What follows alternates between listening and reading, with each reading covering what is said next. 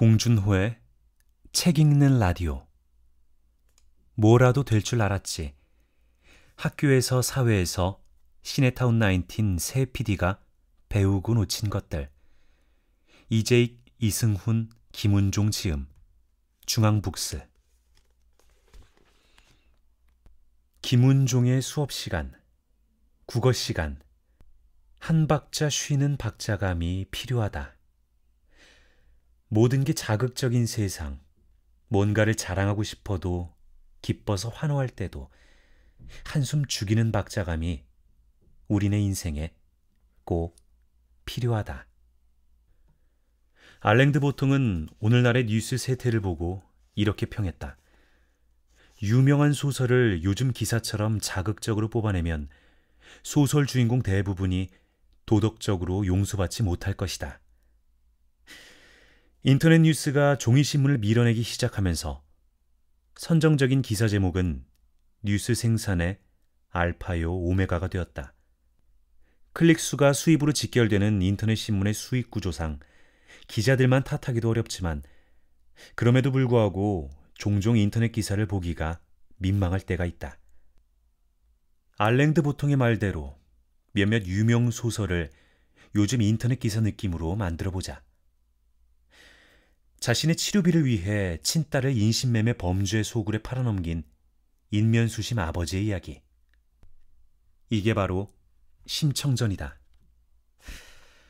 전쟁에서 부상을 입고 하반신 불구가 되어 돌아온 남편을 버리고 산지기와 눈이 맞아 달아난 요부. 이건 로렌스의 채털리 부인의 사랑을 한 줄로 요약한 것이다. 12살 소녀에게 반해 소녀의 어머니와 거짓 결혼을 하고 결혼한 아내가 죽자 끝내 소녀에게 연정을 노골적으로 표현한 40대 중년 교수의 비뚤어진 성유혹이 바로 우리가 아는 롤리타의 줄거리다. 어머니의 장례식에서 눈물 한 점 흘리지 않은 냉혈하니 장례가 끝나자마자 사모하는 여인과 영화를 보고 해수욕을 즐기다가 길에서 느닷없이 총을 빼들고 사람을 쏴 죽이는 이야기는 그 유명한 까미의 이방인이다. 작곡 영감을 얻기 위해 방어와 시간을 서슴지 않은 파렴치한이 주인공인 소설은 김동인의 대표작 광염 소나타다. 최근 맨부커상을 수상해 화제가 된 한강의 채식주의자도 이런 식으로 자극적으로 요약한다면 도저히 감당할 수 없을 게다. 형부가 처제에게 반한다.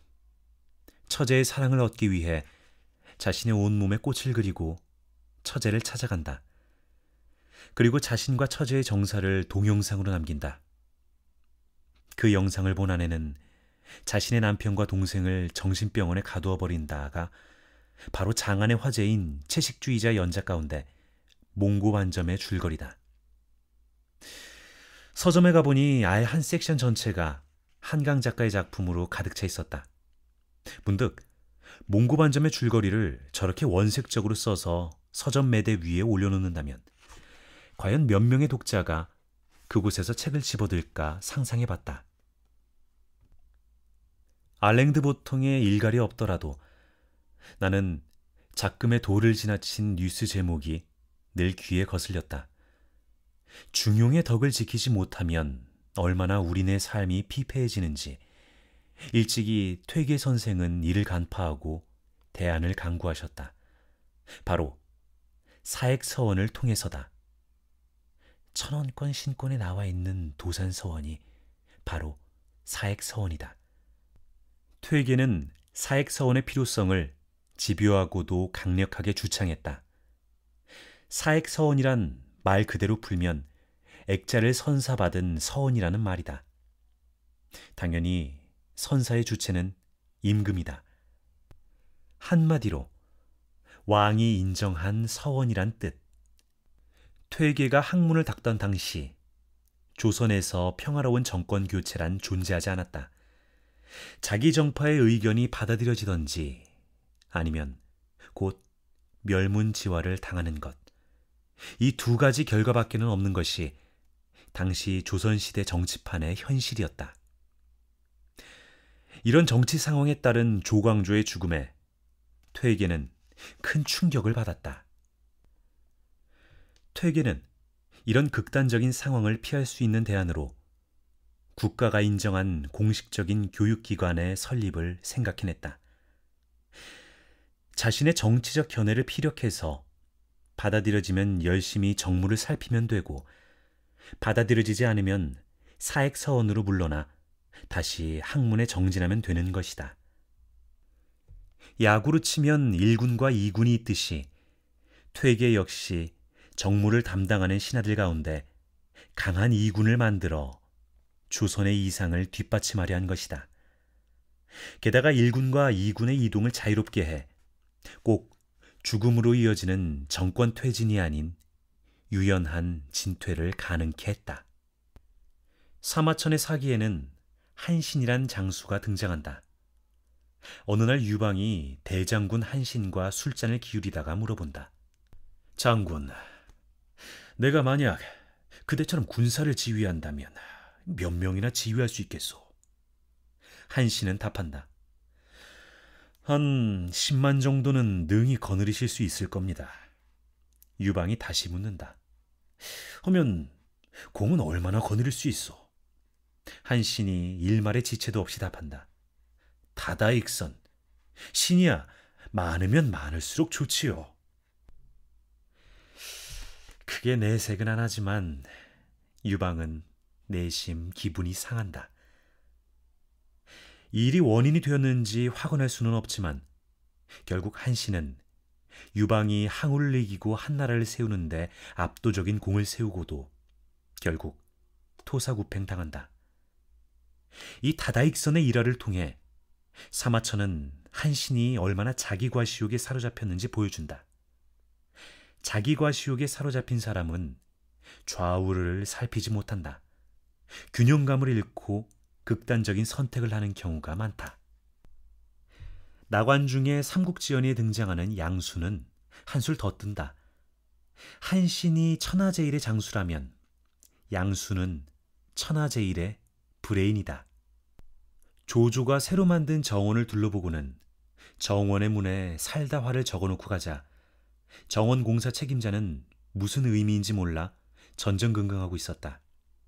그때 양수가 나타나 문제를 해결한다.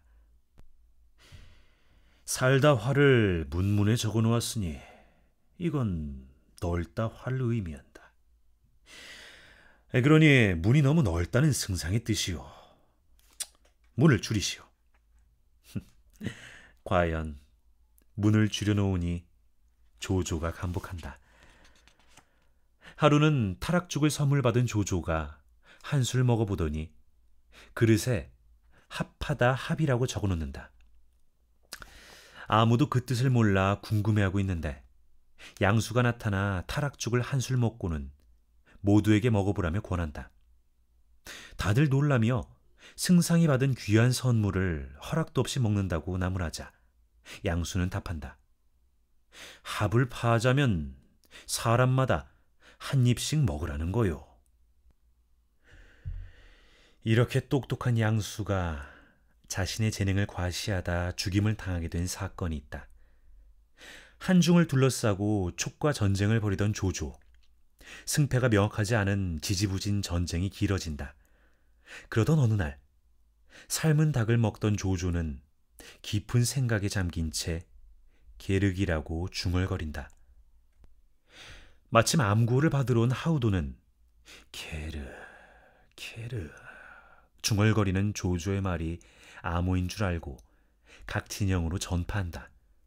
한편 게르기란 암구를 전달받은 양수는 갑자기 병사들에게 짐을 싸라고 명을 내린다. 하우돈이 깜짝 놀라 양수에게 왜 조조의 명도 없이 퇴군을 준비하냐고 묻자 양수는 이렇게 답한다. 오늘 밤 암호를 보고 위왕이 곧 퇴각을 결심하리라 예상했습니다. 게르기라는 것이 본디 먹자니 살점이 없고 버리자니 아까운 것입니다. 여기 한중이 꼭 게르과 같습니다. 금명간 퇴각 명령을 내릴 것이 확실하니 그때 가서 병사들이 허둥대지 않게 미리 짐을 싸라고 명한 겁니다. 다음 날 놀랍게도 퇴각 명령이 떨어진다. 하지만 얼마 지나지 않아 양수는 참수를 당한다. 자신의 심중을 너무도 잘 아는 양수를 조조가 두려워했던 것이다. 토사구팽과 계륵, 토끼와 개와 닭이 주는 지혜를 우리는 새겨야 한다. 중용의 덕, 우리가 중용의 덕을 지켜야 하는 가장 큰 이유는 우리의 판단이 그다지 정확하지 않기 때문이다. 시간의 진행과 더불어 정답이 오답이 되고 오답이 완벽한 정답이 되는 경우가 허다하다. 우리가 사랑하는 분식 메뉴인 쫄면은 배합 실수로 질기고 굵게 뽑힌 국수에서 비롯되었다. 샴페인은 또 어떤가?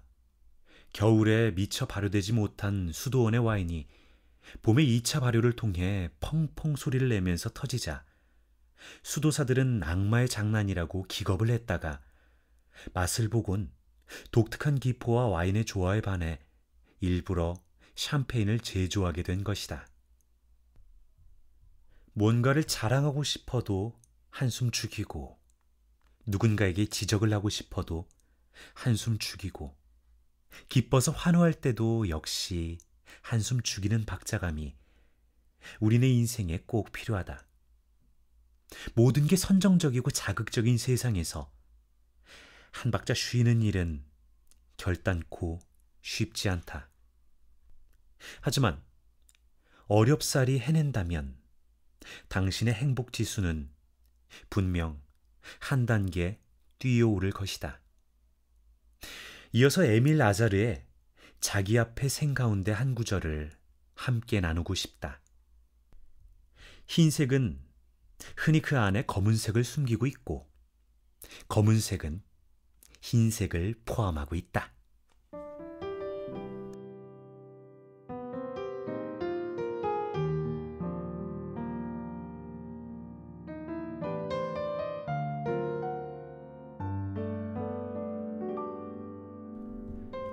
네, 뭐라도 될 줄 알았지. 학교에서 사회에서 시네타운 19 새 PD가 배우고 놓친 것들. 이재익, 이승훈, 김은종 작가의 책을 읽어봤습니다. 오늘 읽었던 부분은 김은종 PD가 쓴 김은종의 수업 시간에서 읽어봤는데요. 이 책은 기획하고 나오기까지 한 1년 정도 걸렸다고 합니다. 근데 그 1년 동안에 김은종 PD님의 어머니께서 항암 치료를 받으셨다고 해요. 그래서 이 김은종 PD가 쓴 챕터에는 실존적 고민이 가득한 글들이 많이 실려 있습니다. 그렇다고 해서 책이 어둡지는 않고요. 그냥 캐주얼하게 읽을만 합니다. 네, 이로써 이렇게 뭐라도 될 줄 알았지를 다 읽었네요. 우선 이렇게 낭독을 허락해 주신 중앙북스 한성수님께 감사의 말씀을 드리겠습니다. 다음 책은 아직 정해지지 않았고요. 어쨌든 간에 또 낭독을 해서 이렇게 낼 거니까 마음에 드셨으면 구독을 해주세요. 좋아요도 눌러주시고. 졸리네요. 지금 새벽 1시 가까이 된 시간이라. 네, 다음 파일에서 그럼 만나도록 해요. 굿나잇.